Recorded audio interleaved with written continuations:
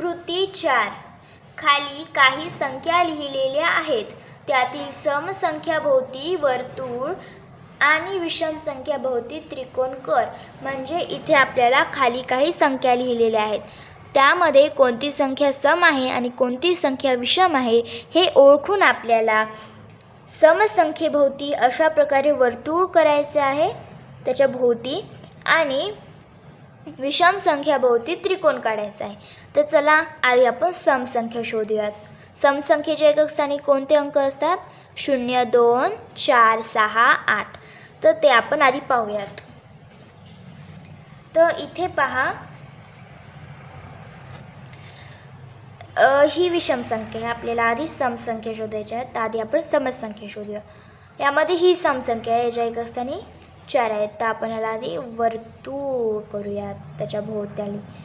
यानंतर ही विषम संख्या आहे, ही समसंख्या आहे, याच्या एकक स्थानी 8 आहेत.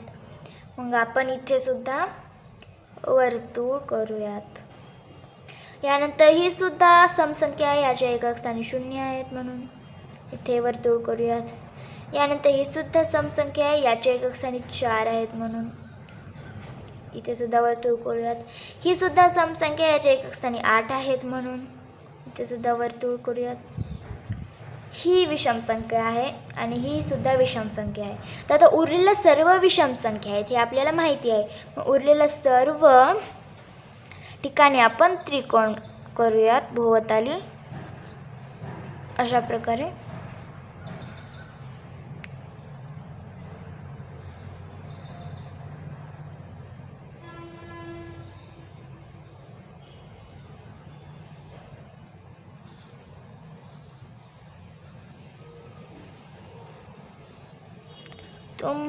तुम्ही इथे पट्टीने सुद्धा करू शकतात, पण मी इथे केलेली नाही आहे पट्टीने.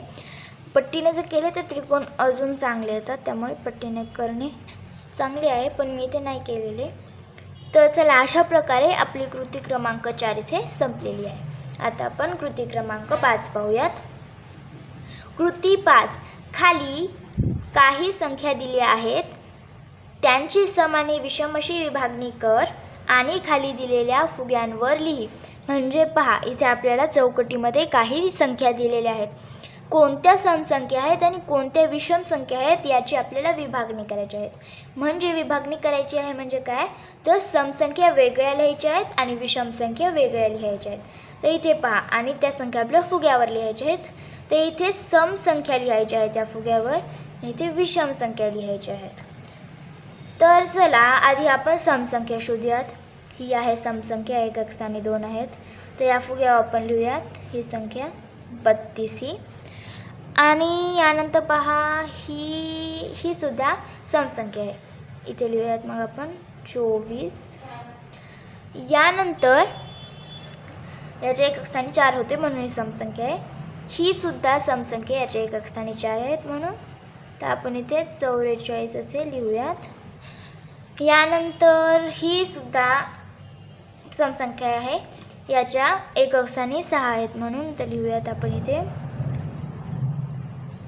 76. आता चला विषम संख्या लिहूयात. तर 99 ही विषम संख्या आहे, एकक स्थानी 9 आहेत म्हणून. तर आपण इथे 99 संख्या लिहूयात. यानंतर 37 ही विषम संख्या आहे, एकक स्थानी 7 आहेत म्हणून. तर इथे लिहूयात आपण 37.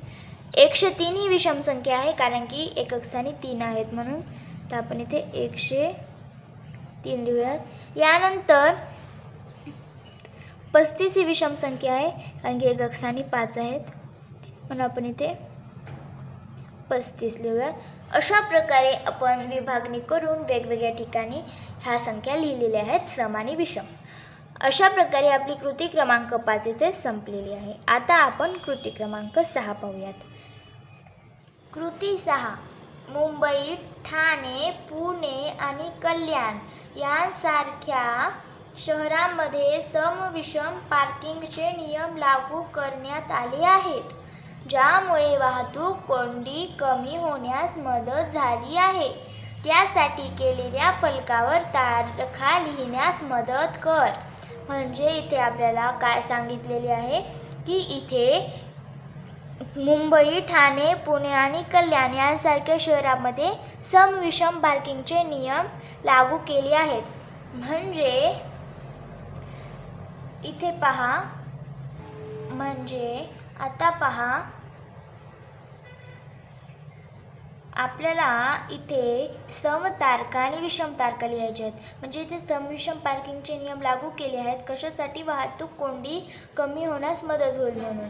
आणि ते फलकावर आपल्याला तारखा लिहायच्या आहेत 1 पासून 31 पर्यंत, ज्या महिन्यात असतात तेवढ्या. तर सम तारखा वेगळ्या ठिकाणी लिहायच्या आहेत आणि विषम तारखा वेगळ्या ठिकाणी लिहायच्या आहेत. तर चला, एक ही सम आहे की विषम? तर एक ही विषम आहे, म्हणून आपण विषम तारखा याच्या ठिकाणी लिहूयात. 2 सम आहे इथे लिहूयात. 3 विषम आहेत इथे लिहूयात. 4 सम आहे इथे लिहूयात. 5 विषम आहे इथे लिहूयात. 6 सम आहेत इथे लिहूयात. 7 विषम आहे इथे लिहूयात. 8 सम आहे इथे लिहूयात. 9 विषम आहे इथे लिहूयात. 10 सम आहे इथे लिहूयात. 11 विषम आहे इथे लिहूयात. 12 सम आहे इथे लिहूयात. 13 विषम आहे इथे लिहूयात. 14 सम आहे इथे लिहूयात. 15 विषम आहे इथे लिहूयात. 16 सम आहे इथे लिहूयात. 17 विषम आहे इथे लिहूयात. 18 सम आहे इथे लिहूयात. 19 विषम आहे इथे लिहूयात. 19 विषम आहे इथे लिहूयात. 20 सम आहे इथे लिहूयात. 21 विषम आहे इथे लिहूयात. 22 सम आहे इथे लिहूयात. 23 विषम आहे इथे लिहूयात. 24 सम आहे इथे लिहूयात. 25 विषम आहेत इथे लिहूयात. 26 विषम आहे इथे लिहूयात. 27 विषम आहे इथे लिहूयात. 28 सम आहेत इथे लिहूयात. 29 विषम आहे इथे लिहूयात.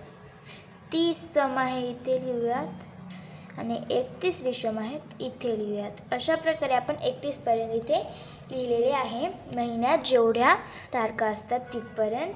आणि अशा प्रकारे आपण सम तारखा वेगळ्या आणि विषम तारखा वेगळ्या लिहिलेल्या आहेत, जसे आपल्याला इथे सांगितले होते तशा प्रकारे. अशा प्रकारे आपली कृती क्रमांक 6 इथे संपलेली आहे. आणि आपला जो पाठ होता संख्या ज्ञान हा सुद्धा इथे संपलेला आहे. धन्यवाद.